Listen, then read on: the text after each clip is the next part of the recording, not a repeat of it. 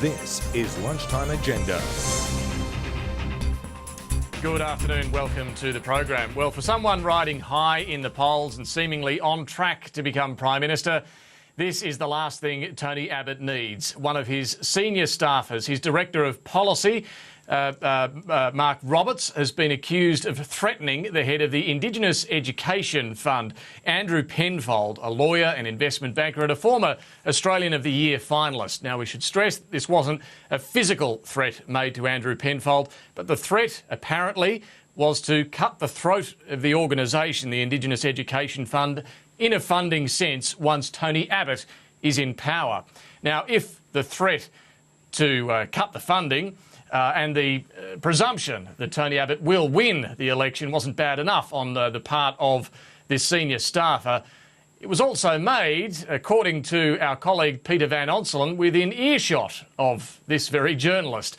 In a moment, we'll be talking to Peter for his side of this story, but today Mark Roberts has, to his boss, Tony Abbott, denied making those exact comments, using those exact words.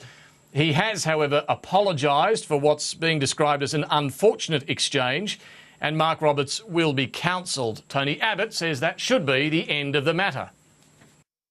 That particular phrase is denied. It's denied. I understand there was an unfortunate exchange between a staffer of mine and someone at a dinner last night. The incident is out of character as far as the staff member is concerned. It's been investigated. And I understand the staff member has apologised to the person with which he had the incident, and it seems that the matter is now at an end. Peter Van Onselen is with me now. What exactly happened last night, Peter?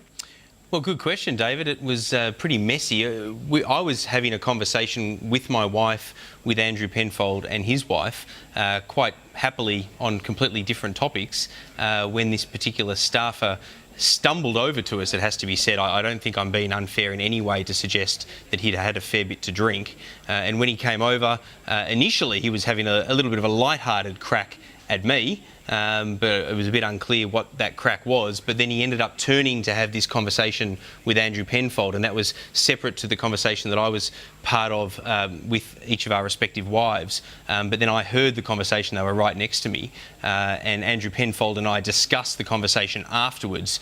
He had a throat-slitting gesture that he did. That was seen by others, including my wife, and the reference was made to slitting the throat of the organisation, as you say. It wasn't a personal threat in any way, shape or form, and it was a cutting of funding that was the reference. Now, I had the conversation with Andrew Penfold immediately after this. As I say, my wife saw the gesture that was made but didn't hear the essence of the conversation. There was no doubt about it, which is why I find it surprising that the staffer has both apologised for his conduct to Andrew but is denying the substance, according to Tony Abbott's press conference, of what I heard and what Andrew heard.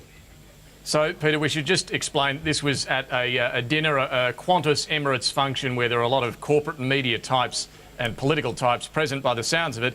Just getting to exactly what you heard said. Can you recall exactly what you heard said in this regard? They were having an initial conversation, just generally, I think, about Andrew's organisation, because Andrew had actually met this staffer when he had a meeting with Tony Abbott's office. I'm not entirely sure if Tony Abbott himself was there, but they had had some sort of meeting, and Andrew was talking about this and talking about what his Indigenous organisation does. And it seemed like a perfectly amicable conversation at that point in time. It came off the back of the staffer coming over and being, I guess, what you'd call deliberately unpleasant, but not in any aggressive way. But then all of a sudden, the conversation turned bad on the part of the staffer. I didn't hear anything that Andrew did that was in any way untoward, but the comments that were made were slitting or cutting the throat. I can't remember the exact wording. There was a gesture apparently, but I had my back to the conversation. I had an ear to it rather than an eye. But apparently there was that gesture that went with it, and then that extended to cutting funding. I don't know if that was relating to cutting existing funding or cutting any interest or ability for future funding, because I know that the organisation is seeking additional funding. But that was the essence of what I heard and what I assume is being denied by the staffer. I'm not entirely sure, David, whether what's being denied is exact words in a bit of gamesmanship or the essence of the conversation. I guess that's something to ask Tony Abbott when he does another press conference. Okay, but the words are important here because we now have your version and we have the version that Mark Roberts has apparently given his boss, Tony Abbott. You didn't see the gesture. I didn't see the gesture. But you did hear something that you can't recall the exact words, but it was cutting or slitting the throat of the organisation in a funding sense. That's right. I heard him say either slit the throat or cut the throat, and then I heard the cutting of funding as an exact quote. Those are the two things that I heard him say. Now, you also tweeted that Mark Roberts bailed you up a little later at the function and offered to be a source for you if you stayed quiet. Yes, and maybe I should have been a better journalist and stayed quiet and developed a source in Tony Abbott's office, the policy director no less. But no, he came over to me. He was more contrite at this point in time.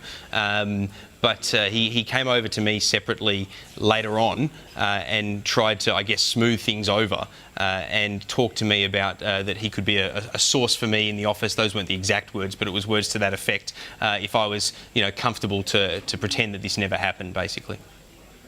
And you obviously told him thanks, but no thanks.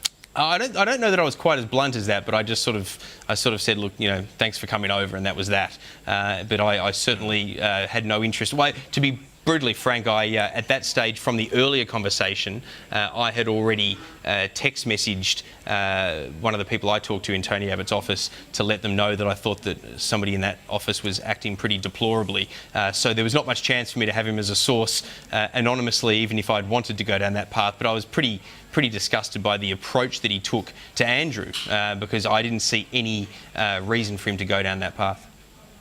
Can I ask, Peter, because Tony Abbott did earlier today say this should be the end of the matter because Mark Roberts had denied using that form of words and making such a threat.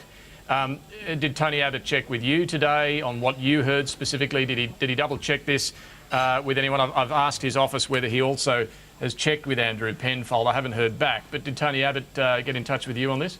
He didn't personally, but I did speak to his office. I'd proactively contacted them myself. So in terms of this idea that there has been an investigation, yes, they spoke to me. I assume that they spoke to the staffer in question who gave me his business card, Dr. Mark Roberts. They've probably also spoken to another staffer. There was a lady there. Her name was Catherine, or her name is Catherine Lees. Now, she works under Mark Roberts in this policy division within Tony Abbott's office. She was there, from what I could tell, she was perfectly sober and in a position to confirm or deny what it is that I heard and what Andrew heard.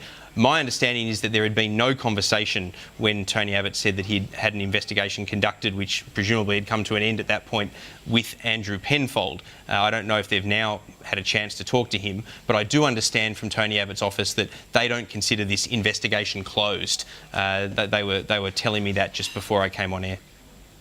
All right, Peter Van Onselen, I'm no doubt you will have more on this afternoon on The Contrarians. Thanks for joining us this afternoon. Thanks, David.